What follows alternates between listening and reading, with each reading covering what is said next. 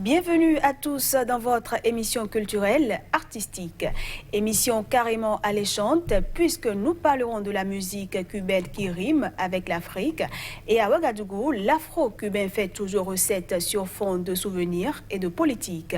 Nous aurons également avec nous l'artiste béninois Adjimal Djezi qui fait de l'afro-pop. Le décor ainsi planté, à tout de suite pour le développement.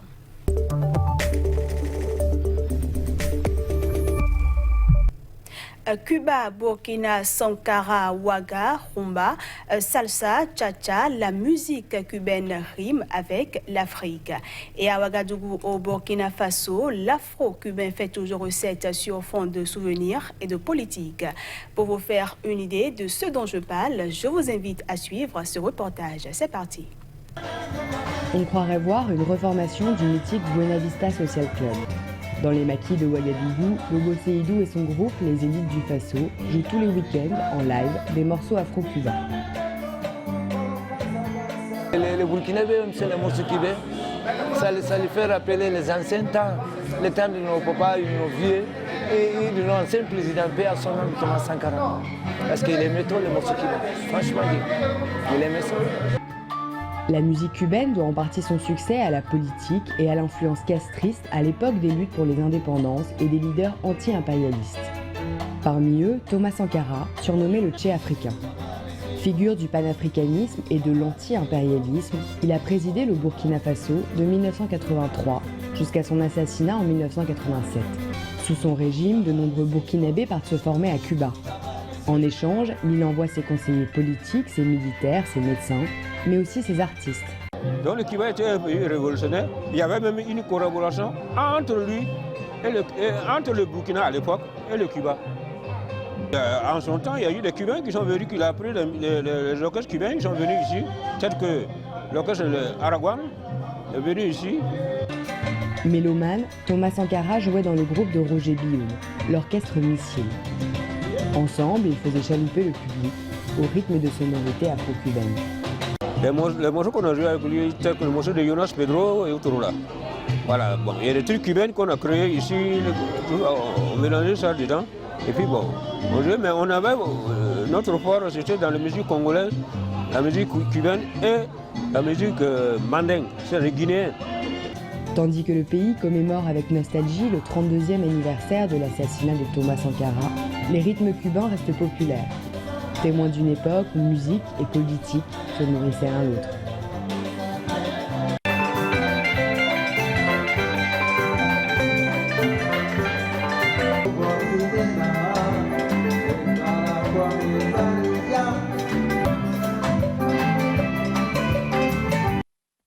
On retrouve cette fois-ci mon invité juste après cette virgule.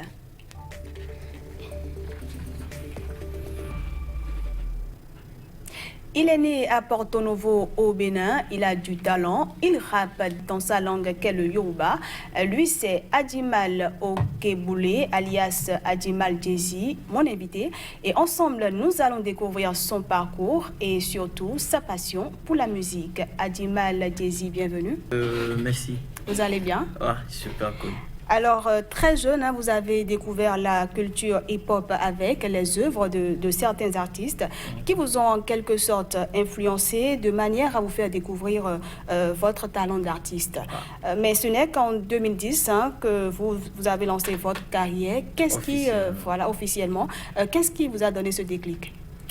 Je pense que d'abord, plein de choses. J'ai écouté... J'ai une fois écouté pas mal d'artistes en temps que je vais appeler aujourd'hui mes aînés. Il y en a d'autres qui ne vivent plus, paix à leur âme, qui m'ont beaucoup donné de la motivation, qui m'ont fait comprendre psychologiquement que j'ai un truc que je peux exploiter et que toute jeune comme moi peut aussi l'exploiter. C'est-à-dire, tout humain est créatif, surtout si tu es jeune, avec plein d'énergie, tu peux faire beaucoup de choses, tu peux créer beaucoup de choses qui serveraient à ta société. Et comment se sont passés les débuts? Tout comme dans n'importe quel domaine, ce n'est jamais facile le début. je remercie Dieu quand même. Quand même, après tout, on garde toujours la tête sur les épaules. D'accord. Et vous avez réussi à créer votre propre style de musique que vous avez essayé de développer ou que vous essayez de développer depuis un certain temps. C'est quoi déjà ce style et comment est-ce que vous le décrivez? Je crée toujours dans un style de musique qui existait déjà, mais j'essaie d'apporter toujours ma créativité pour mieux le développer, vu que c'est un style qui représente surtout l'Afrique. Je fais de l'afro-pop, de l'afro-pop music. De l'afro-pop music, c'est une musique qui se joue. C'est une musique qui se joue avec des instruments made in africains, surtout au rythme africain, au rythme de l'Afrique. On peut faire des cocktails de musique avec. Si je dis cocktail de musique, c'est-à-dire on peut le mélanger dans de divers genres de musique tels que le rap, l'R&B, le reggae, la salsa et un peu de tout, quoi. Et quelle touche particulière vous avez apportée? Moi, ma touche particulière, je pense que c'est-à-dire, c'est l'aspect du polyvalent, c'est-à-dire un artiste qui peut vous offrir, qui peut vous donner, qui peut vous servir n'importe quel genre de musique que vous voulez, surtout avec sa couleur d'origine, c'est-à-dire je peux vous donner de l'authentique rap, hardcore en mode afro, je peux vous donner de la musique chante, c'est-à-dire de l'R&B, dope, en mode afro. Je peux aussi vous servir du reggae dancehall, c'est-à-dire de l'afro-reggae dancehall. Donc vous êtes en quelque sorte un polyvalent. Et vous rappez notamment en langue Yoruba, votre langue natale. Est-ce là votre manière à vous de contribuer à la promotion de votre culture? Exactement, c'est moi ma manière, parce que je tiens beaucoup à mes ressources. Après tout, je viens de l'Afrique. Il y a certains gens de personnes comme moi qui parlent les mêmes langues que moi et que si peut-être je prends pas ma musique pour m'exprimer, peut-être qu'on va se retrouver dans les mêmes conditions. Voilà, et généralement, quel message est-ce que vous véhiculez à travers vos morceaux? Souvent, mes morceaux, ça se focalise sur deux choses. Si ce n'est pas la jeunesse, ce serait de l'amour. Je chante pour la jeunesse parce que je suis jeune. Je kiffe beaucoup de choses que pas mal de gens kiffent aussi, comme moi. Donc j'exprime ces choses-là dans certaines chansons que j'intitule souvent Street Dance Show. Et il y a aussi de l'amour que je chante parce qu'aujourd'hui, il faut qu'on s'aime. Il y a cet aspect que beaucoup de gens ignorent, c'est-à-dire il faut qu'on puisse avoir l'esprit de partage, il faut qu'on puisse s'aimer l'un et l'autre, il faut qu'on puisse sensibiliser les gens à s'aimer en fait. D'accord, je croyais que vous alliez dire que c'est parce que vous êtes un amoureux. Alors, Adimal, à une certaine époque de votre carrière, vous avez fait de l'autoproduction. Est-ce que l'expérience était enrichissante?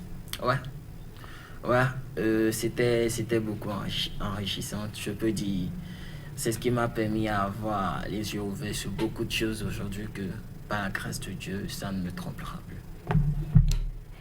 On l'espère, entre 2017 et 2018, toujours en étant en autoproduction, vous faites à nouveau parler de vous avec de nouvelles sorties, parmi lesquelles votre collaboration avec la queen du rap béninois Busy Baby sur le titre Chororo. Voilà. La star nigériane a même fait quelques pas de danse dessus. Déjà, Chororo, qu'est-ce que ça veut dire? Chororo, c'est les ondits, les palabas. Ah, d'accord. Ouais, c'est un jargon créé, c'est toujours dans la créativité qu'on donne à la jeunesse. En fait, c'est un jargon créé propre par moi-même, ouais, en collaboration avec Busy Baby qui veut exprimer les ondits. Et voir la star Davido danser, fait quelques pas de danse sur votre chanson, qu'est-ce que ça fait? Après tout, c'est une fierté. Ça passe crème, c'est juste parce que la chanson, le son, ça passe crème, c'est pas qu'on se connaît, je vais pas mentir, on se connaît pas, on s'est jamais vu. Mais ça booste un peu quand même, hein? Ouais. Ça donne... Ouais, c'est juste lors des challenges vidéo qu'on avait lancé sur le Conception, que l'un des fans a envoyé la vidéo, un des fans à moi qui est à Dubaï, précisément, qui m'a envoyé la vidéo, que voilà, gift. Et vu que ça accompagne, c'est toujours bon, c'est toujours du sel à la promotion, exactement. On a fait fêter ça. Pour avoir collaboré avec plusieurs artistes, dites-nous quelle place occupent aujourd'hui les featuring dans la carrière d'un artiste, selon vous? Les featuring, je pense que ça, dans la carrière d'un artiste, c'est un truc qui fait confirmer encore plus l'artiste. Oui, on ne refuse pas, mais il y a de diverses manières de se faire confirmer, de se donner la valeur. En fait, je pense que moi, tout le monde ne peut pas penser de la même manière. Mais clair. Moi, ma manière de penser, c'est que je dois montrer de quoi je suis capable. Je dois montrer ça. Je dois pouvoir le montrer seul avant de me mettre en collaboration avec des camarades, des voisins, des concurrents même. Parce que le game est déjà devenu comme ça aujourd'hui. On peut même se mettre en collaboration avec des concurrents juste pour avoir le supplément. Je pense que c'est pas tabou, c'est une bonne chose. Juste que pour moi, ça vient après. Voilà. Et il faut aussi dire que ça donne une certaine visibilité, qu'on le veuille ou non. Oui. Voilà. Alors, Adimal a plusieurs chansons à son actif, dont le tout dernier en date est Fiesta. Un morceau que vous avez fait avec Baby Precious. C'est ça. Alors, parlez-nous un peu de ce clip et surtout de cette collaboration.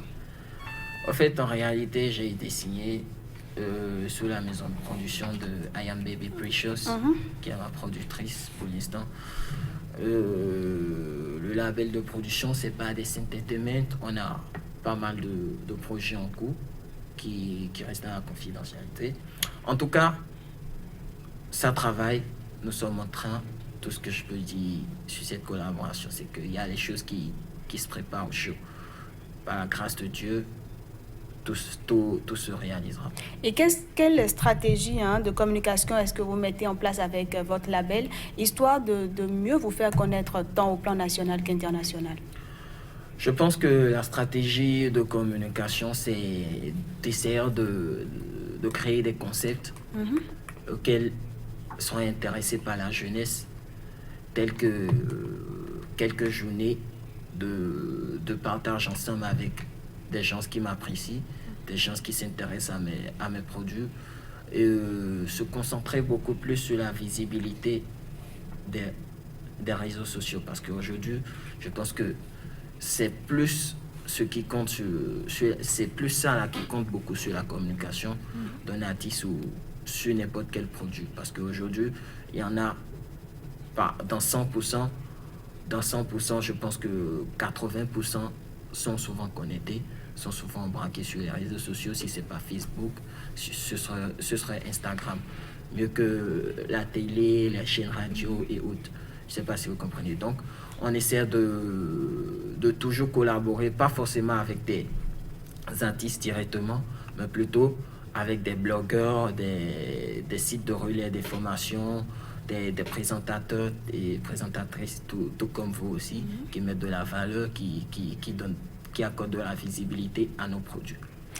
Adimal Jay-Z, merci d'avoir répondu à nos questions. Alors, je vous en prie. Et je vous souhaite bonne chance pour la suite de votre carrière. Merci beaucoup. Quant à vos fidèles téléspectateurs, ce sera tout pour ce numéro de votre émission culturelle artistique. On se dit à bientôt.